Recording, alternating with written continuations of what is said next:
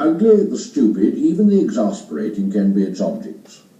There need be no apparent fitness between those whom it unites. It ignores even the best. Today, meeting with Dr. David Newhouser, and he is in charge of the Center for the Study of C.S. Lewis and Friends. He's going to give us a tour of the facility and tell us all kinds of interesting things about C.S. Lewis. Thank you. Welcome to the center.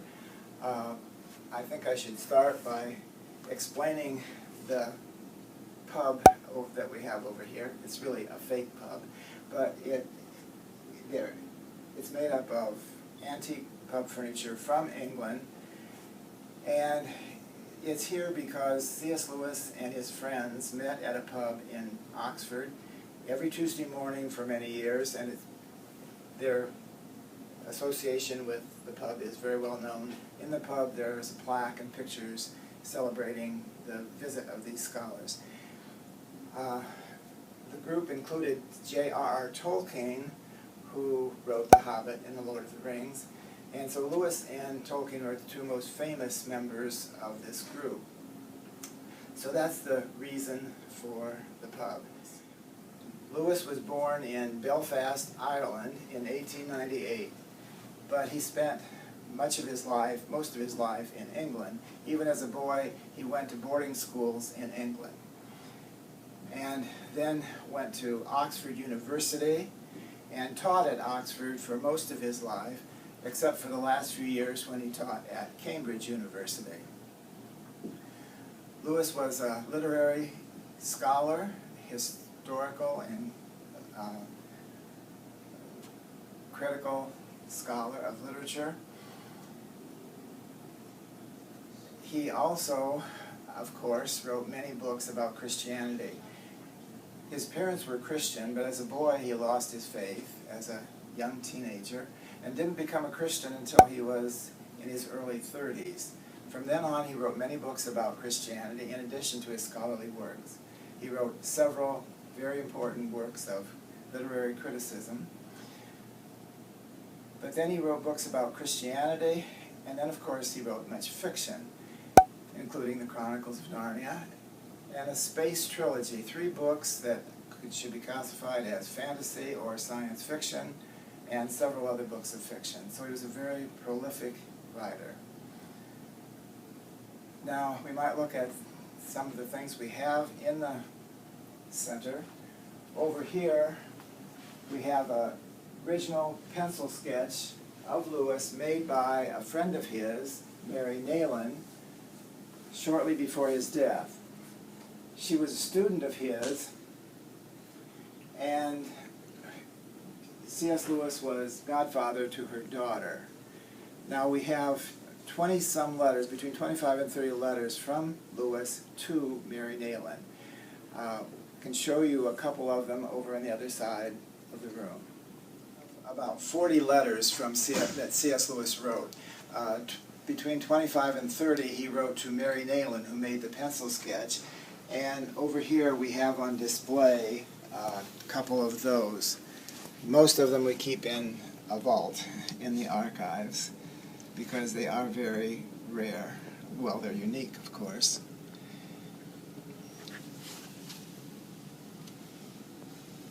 Mary Nayland's daughter, as I told you, was the goddaughter of Lewis. Lewis wrote many letters, and there is a collection of C.S. Lewis letters to children. I'd like to read to you part of one letter that Lewis wrote to Mary Nayland's daughter. In it, he writes, "I am getting to be quite friends with an old rabbit who lives in the wood at Magdalen College. I pick leaves off the trees for him because he can't reach up to the branches and he eats them out of my hand.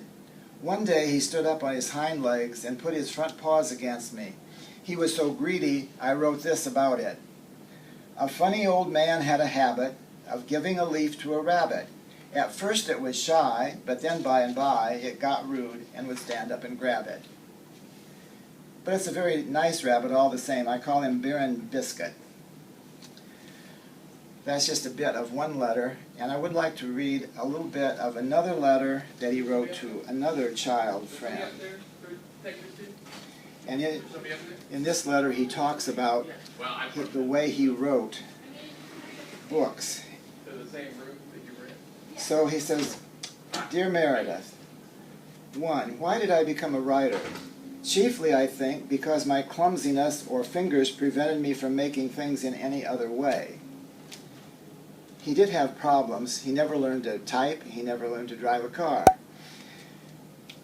And so, since he couldn't make things, he wrote. Then he answers the question, what inspires my books? Really, I don't know. Does anyone know where exactly an idea comes from? With me, all fiction begins with pictures in my head, but where the pictures come from, I couldn't say. Actually, he tells it in another place what pictures were in his mind when he wrote The Lion, the Witch, and the Wardrobe. There were pictures in his mind of a fawn with an umbrella and packages in a snowy wood beside a lamp post, which you will recognize if you read the book, and of course pictures of a lion.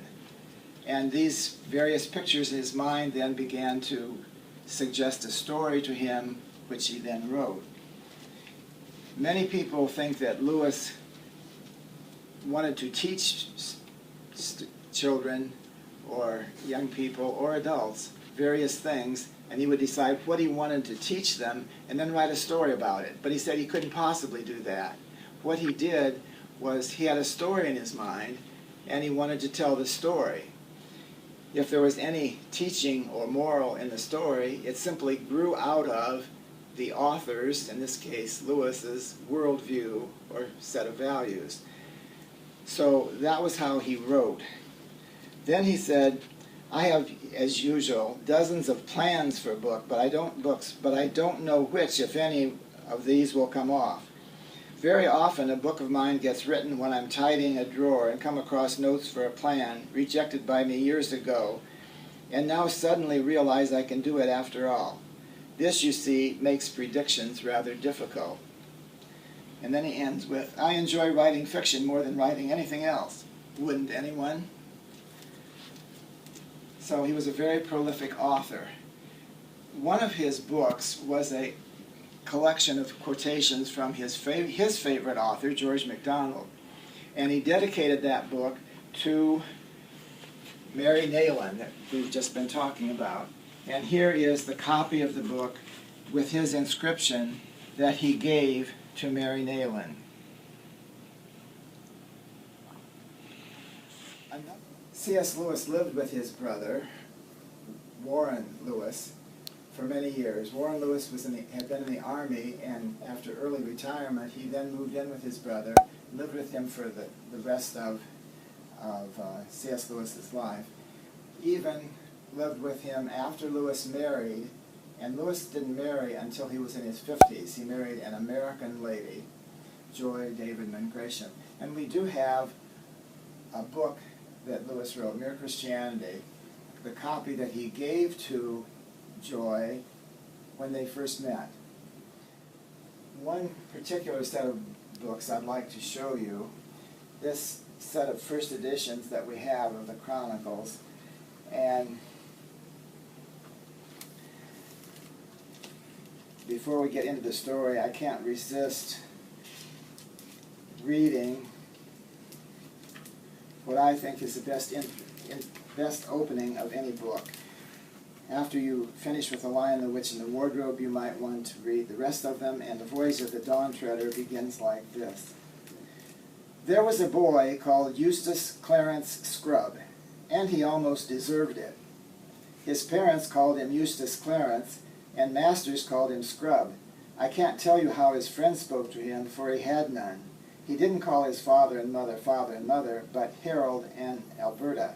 They were very up-to-date and advanced people. They were vegetarians, non-smokers, and teetotalers, and wore a special kind of underclothes. In their house there was very little furniture and very few clothes on the beds, and the windows were always open. Eustace Clarence liked animals, especially beetles if they were dead and pinned on a card. He liked books if they were books of information and had pictures of grain elevators or of fat foreign children doing exercises in model schools. That gives you some of his prejudices or beliefs about things, one of which he liked books of imagination better than books of information. But the fact that he said Eustace Clarence Scrubb was his name, and he almost deserved it. C.S. Lewis, you might wonder, what does C.S. stand for? It stands for Clive Staples. So you can see that he felt probably a little bit about his own name as the name he made up, Eustace Clarence Scrubb. Now, I have this particular set out because it has a special story behind it. Dr. Brown, who lives in Indianapolis and started this collection and from whom we purchased it, picked up at one time this copy, first edition of Prince Caspian. And in it, it says, "To Penelope Berners Price from C.S. Lewis," with the date. Now, Dr. Brown then wondered who was Penelope Berners Price and what was the relationship. So, what would you do if you wanted to find out something about a person named Berners Price? Probably the very same thing that Dr. Brown did. Enter it into Google and find some people by that name. He found someone who knew Penelope. Of course, now she's not a little girl anymore, but Dr. Brown traveled to England and met this Penelope to get the story behind the relationship. Before we get to the relationship itself, would like to say that she said that she had had all of the books, Narnian books, as they came out, so she had all the first editions. But because of financial difficulties, the collection had gotten scattered and she didn't know where they were. Well, if you know anything about collectors, this was like waving a red flag in front of a bull for the collector, Dr. Brown. He wanted to find these other books if he could. I think it's rather amazing that he was able to find 6 of the 7 books that she had. He could tell they were hers because in all of them she had her own book plate. And so that book plate was in all of the books. He did not find one of them, so what he did was he took a generic first edition that he already had over to her, had her sign it as an adult, and then was able to put the book plate in it. So then he had a complete set of books that were connected with Penelope Berners Price, all but one with the actual copies she had as a little girl. Now, the relationship is what's the most interesting part of the story, I believe. Penelope's parents ran a hotel, and one day a woman checked into the hotel, said she was the wife of C.S. Lewis, and that her husband would be joining her in a few days and would take care of the bill. Well, in a few days, she said her husband had been delayed and he'd be coming next week. She kept putting them off until finally then she skipped out without paying the bill. So Penelope's mother went to Oxford and presented C.S. Lewis with a bill for his wife's hotel stay. C.S. Lewis said, "But I don't have a wife." He wasn't married at the time. This was a scam that this woman would do. She would go around, check into a hotel, say she was the wife of some fairly famous person, one that they would have heard of, but not so famous that they would know she was a fake, and then enjoy the comforts of the room and room service and all the rest, and then skip out. Well, actually, she was caught, and Lewis had to testify at her trial, and she was put in prison for a while. So that's how they met. Then, of course, Lewis became friends with the family, and later on, when he married, I believe he and his wife did stay in their hotel, but he was friends with the family. I do not know whether he ever paid for his false wife's stay or not. That I don't know. I mentioned that Pauline Baynes was the illustrator, over here we have a map of Narnia, which Pauline Baynes wrote. Which Pauline Baynes drew, with places marked that are in the stories, like Lantern Waste, where the lantern was, where Lucy met the fawn, and of course other parts.